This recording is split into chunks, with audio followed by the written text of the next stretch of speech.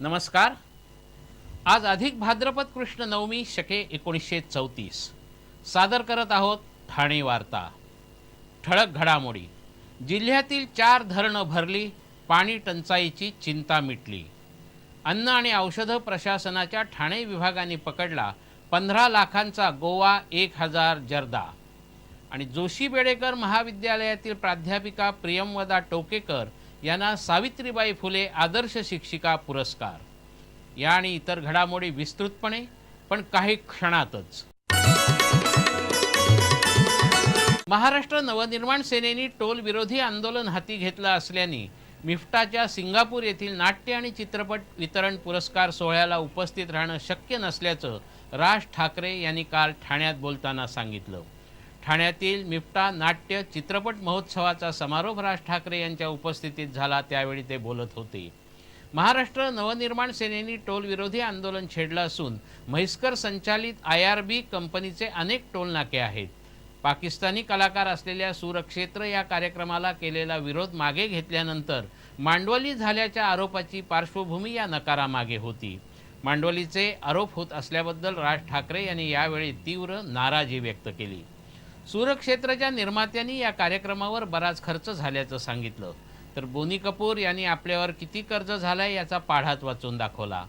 शेवटी निर्माते भारतीय असल्याने भारतीयांचे पैसे खर्च झाल्यामुळे या कार्यक्रमाचा विरोध मागे घेतला, असं ठाकरे यांनी सांगितलं। KG जोशी कला आणि NG बेडेकर वाणिज्य महाविद्यालयातील प्राध्यापिका प्रियंवदा टोकेकर यांना सावित्रीबाई फुले आदर्श शिक्षिका पुरस्कार मिळाला आहे। मुंबई विद्यापीठातर्फे हा पुरस्कार दिला जातो। अत्यंत मानाचा समजला जाणारा हा पुरस्कार प्रियंवदा टोकेकर यांना मुंबई विद्यापीठाचे कुलगुरू डॉक्टर नरेश चंद्र यांच्या हस्ते प्रदान करण्यात आला। प्रियंवदा टोकेकर यांनी स्त्री पुरुष समानतेचा संदेश विद्यार्थ्यांपर्यंत पोहोचवण्यासाठी राष्ट्रीय सेवा योजना आणि महिला विकास कक्ष यांच्याद्वारे महत्त्वाचं कार्य केलं आहे। त्याचप्रमाणे याच विषयावर संशोधनपर लेखनही केलं आहे। विद्यार्थ्यांच्या सर्वांगीण विकासासाठी सातत्याने प्रयत्न करणाऱ्या टोकेकर यांनी राज्य आणि राष्ट्रीय पातळीवरील या विषयाशी संबंधित अनेक चर्चासत्रात भाग घेतला आहे। त्यांच्या या कार्याची दखल घेऊन 2011-2012 या शैक्षणिक वर्षासाठीचा सावित्रीबाई फुले आदर्श शिक्षिका पुरस्कार त्यांना प्रदान करण्यात आला आहे। जांभळी नाक्यावरील अधिकृत रिक्षा थांब्याचा फलक पूर्ववत न लावल्यास एकता रिक्षा टॅक्सी चालक मालक सेनेतर्फे पूर्वीच्याच जागेवर हा फलक लावून हा प्रश्न निकाली काढला जाईल, असा इशारा देण्यात आला आहे। ठाण्यातील जांभळी नाका इथे असणारा अधिकृत रिक्षा थांब्याचा फलक 2 महिन्यापूर्वी वाहतूक शाखेने काढून टाकून त्या ठिकाणी ना वाहनतळाचा फलक लावण्यात आला।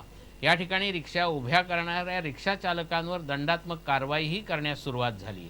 मात्र या परिसरात रिक्षा मिळत नसल्याने प्रवाशांची गैरसोय सुरू झाली। राज्याच्या राजपत्रातही या फलकाची नोंद आहे। याबाबत एकता रिक्षा टॅक्सी चालक मालक सेनेतर्फे वाहतूक शाखेला निवेदन देण्यात आल्यानंतर वाहतूक शाखेच्या अधिकाऱ्यांनी या ठिकाणी ना वाहनतळ क्षेत्र घोषित केल्याने रिक्षा थांबा देता येणार नाही, असं सांगितलं। संघटनेतर्फे या वाहतूक शाखेच्या उपायुक्तांची भेट घेण्यात आली। यावेळी त्यांनी पर्यायी थांबा उपलब्ध करून देऊ अशी हमी दिली, पण 15 दिवस उलटूनही त्यावर कार्यवाही झाली नाही। जांभळी नाक्यापासून तलावापर्यंतचा संपूर्ण परिसर फेरीवाले, पाणीपुरीवाले आणि वाहनांनी व्यापला असताना अधिकृत 20 रिक्षांसाठी असलेला थांबा मिळू नये याबाबत संघटनेनं नाराजी व्यक्त केली आहे। वाहतूक शाखेने तात्काळ पर्यायी जागेवर रिक्षा थांबा द्यावा, अन्यथा पूर्वीच्याच जागेवर फलक उभारून हा प्रश्न निकाली काढण्याचा इशारा एकता रिक्षा टॅक्सी चालक मालक सेनेने दिला आहे। अन्न आणि औषध प्रशासनाच्या ठाणे विभागाने 15 लाखांचा गोवा 1000 जर्दा पकडला आहे। शासनाने गुटख्यावर बंदी घातल्यापासून गुटखा प्रेमींसाठी गुटखा दुर्मिळ झाला आहे। मात्र गुटखा प्रेमींची ही भूक भागवण्याकरता काही उत्पादक नाना क्लुप्त्या लढवत आहेत। सध्या जर्दामध्ये विविध प्रकार टाकून विकण्याचा प्रकार वाढला आहे। अन्न आणि औषध प्रशासनाने अशाच प्रकारचा 15 लाखांचा गोवा 1000 जर्दा पकडला आहे। सिल्वासावरून हा जर्दा भिवंडीला आला होता। भिवंडी तालुक्यातील पूर्णा गावात असलेल्या चौधरी ट्रान्सपोर्ट समोर हा जर्दा असलेला ट्रक उभा होता। अन्न आणि औषध प्रशासनाला एका माहितीदाराने ही माहिती दिली होती। त्यानुसार अन्न आणि औषध प्रशासनाच्या ठाणे विभागाने छापा टाकून हा ट्रक ताब्यात घेतला। या ट्रकचा चालक ट्रक सोडून गेला असल्यामुळे या जर्द्यासंबंधीची कागदपत्र त्वरित उपलब्ध झाली नाहीत. त्यामुळे हा नक्की माल कुणाचा, कुणासाठी आणला याची माहिती संध्याकाळपर्यंत मिळू शकली नाही. शासनाने गुटख्यावर बंदी घातल्यापासून आजपर्यंत अन्न आणि औषध प्रशासनाच्या ठाणे विभागाने 3,72,00,000 रुपयांचा गुटखा जप्त केला आहे. मात्र अन्न आणि औषध प्रशासनाकडे पकडलेला गुटखा ठेवण्यासाठी जागा नसल्यामुळे हा गुटखा कुठे ठेवायचा असा प्रश्न सध्या प्रशासनासमोर आवासून उभा राहिला आहे. देशातील दूध क्रांतीचे जनक समजल्या जाणाऱ्या वर्गीस कुरियन यांना भारतरत्न मिळावा अशी इच्छा इन्फोसिसच्या नारायण मूर्ती यांनी अलीकडेच व्यक्त केली होती. मात्र कुरियन यांच्या निधनामुळे ही इच्छा आता अपुरी राहिली आहे. मुंबई शेअर बाजारात झालेल्या एका कार्यक्रमात ठाण्यातील अतुल भिडे यांनी तयार केलेल्या कुरियन यांच्यावरील ध्वनिफितीचं प्रकाशन नारायण मूर्ती यांच्या हस्ते झालं. त्यावेळी त्यांनी ही इच्छा व्यक्त केली होती. सर्वसाधारणपणे मनुष्याच्या अखेरच्या क्षणी नातेवाईकांचा कोंडाळा असतो. मात्र कुरियन यांनी ही ध्वनिफीत ऐकत अखेरचा श्वास घेतला. त्यामुळे अतुल भिडे यांच्या दृष्टीने त्याला विशेष महत्त्व आहे. कुरियन यांनी I do had a dream हे आत्मचरित्र लिहिलं होतं. 19 मे 2011ला अतुल भिडे यांनी कुरियन यांची भेट घेतली. त्यावेळी कुरियन यांनी त्यांना स्वतःची सही केलेलं आत्मचरित्र दिलं होतं.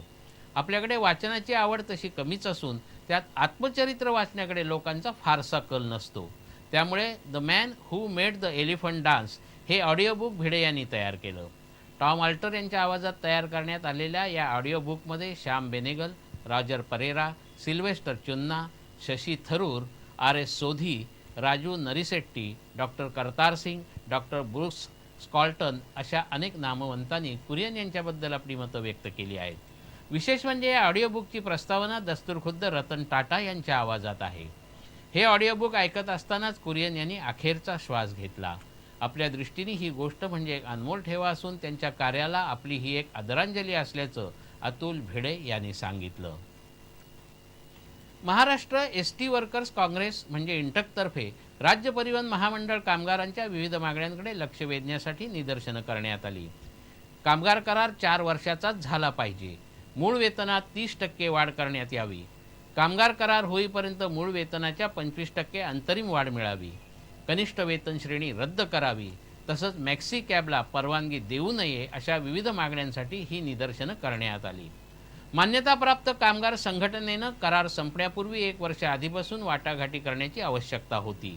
मात्र एकाच वेळी 8 वर्षाचा काळा करार करून कर्मचाऱ्यांचं आर्थिक नुकसान केलं आहे. राज्य परिवहन महामंडळाच्या कर्मचाऱ्यांचे पगार इतर महामंडळं तसंच शासकीय कर्मचाऱ्यांच्या पगारापेक्षा कमी आहेत. कनिष्ठ वेतन श्रेणीचा कालावधी 5 वरून 3 वर्ष करण्याचा निर्णय मुख्यमंत्र्यांनी घेतला होता. पण इंटकला श्रेय मिळू नये यासाठी मान्यताप्राप्त कामगार संघटनेनं राज्य परिवहन महामंडळाच्या प्रशासनाशी हातमिळवणी करून त्याची अंमलबजावणी होऊ दिली नाही. त्यामुळे सुमारे 10,000हून अधिक कनिष्ठ कर्मचारी नियमित वेतन श्रेणीत येऊ शकले नाहीत असा आरोप यावेळी करण्यात आला. आता करार न झाल्यास संप अटळ असून येत्या 10 ऑक्टोबरला मुंबईत धरणं आंदोलन करण्याचा इशाराही यावेळी देण्यात आला. जिल्ह्यामध्ये असलेल्या 8 धरणांपैकी 4 धरणं भरून वाहू लागली आहेत. जिल्ह्यातील धरणांच्या पाणलोट क्षेत्रात गेल्या 24 तासात झालेल्या जोरदार पावसामुळे धरणांच्या पाणीसाठ्यातही चांगलीच वाढ झाली आहे. जिल्ह्यातील कवडास, वांद्री, मोडकसागर आणि बारवी ही धरणं भरून वाहत असून तानसा धरणही कधीही भरून वाहण्याची शक्यता आहे. धामणी धरणाची पाणी साठवण्याची क्षमता 276 दशलक्ष घनमीटर असून या धरणात 268 दशलक्ष घनमीटर पाण्याचा साठा आहे. टक्केवारीत हा पाण्याचा साठा 97% झाला आहे. भातसा धरणाची क्षमता 942 दशलक्ष घनमीटर असून या धरणात सध्या 876 दशलक्ष घनमीटर पाण्याचा साठा आहे. टक्केवारीत हा पाण्याचा साठा 93% झाला आहे. तानसा धरणाची पाणी साठवण्याची क्षमता 145 दशलक्ष घनमीटर असून सध्या धरणात 144 दशलक्ष घनमीटर पाण्याचा साठा आहे. टक्केवारीत हा पाण्याचा साठा 99.59% झाला आहे. ठाणे कल्याणचा पाणीपुरवठा अवलंबून असलेलं बारवी धरणही भरून वाहू लागलं आहे. गेल्या 24 तासात धामणी धरणाच्या पाणलोट क्षेत्रात 40, भातसा धरणाच्या पाणलोट क्षेत्रात 48, मोडकसागर धरणाच्या पाणलोट क्षेत्रात 34, तानसा धरणाच्या पाणलोट क्षेत्रात 15 तर बारवी धरणाच्या पाणलोट क्षेत्रात 28 मिलीमीटर पावसाची नोंद झाली आहे.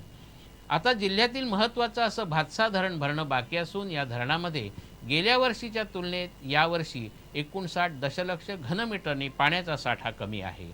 गेल्या वर्षी आजच्या दिवशी 935 दशलक्ष घनमीटर पाण्याचा साठा होता, तर यंदा तो 876 दशलक्ष घनमीटर इतका आहे. दरवर्षीप्रमाणे यंदाही ठाणे वार्तामधून घरगुती गणपती पुढील सजावट दाखवली जाणार आहे. ही सजावट दाखवताना सजावटीतील कलात्मकता, त्यामागचा विचार आणि या सजावटीसाठी वापरण्यात आलेलं साहित्य अशा गोष्टींचा विचार करून नाविन्यपूर्ण सजावटींना प्राधान्य दिलं जाईल. सजावट योग्य वाटल्यासच तिचं चित्रीकरण केलं जाईल. यासाठी ठाणे वार्ता कार्यालयाशी 2545 22 22 या दूरध्वनी क्रमांकावर संपर्क साधावा.